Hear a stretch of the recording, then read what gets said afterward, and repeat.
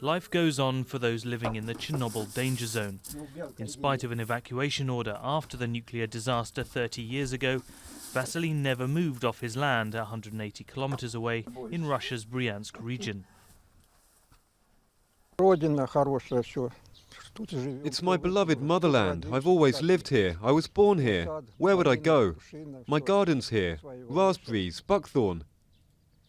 I planted flowers all around the place. Many others in the village of Stary Bobovichi also refused to move. But as well as facing a high daily dose of radioactivity, they're now faced with losing a series of medical and social benefits, as the village is set to be classified as officially habitable once again. Campaigners have slammed the move due to come into force in July, saying that radioactive readings have barely dropped since the accident.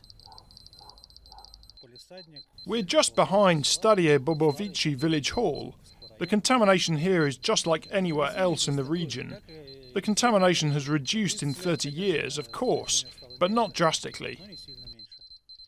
Patients at this hospital in Novosibirkov are also set to lose their medical benefits.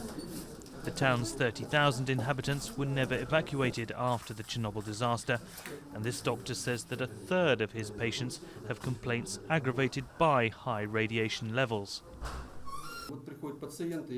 The patient comes and I must prescribe a drug that will help him, but it's not in the list of free drugs anymore, so now it's the patient who has to pay. And unfortunately, pensions and salaries in our region are low. It's a serious financial burden.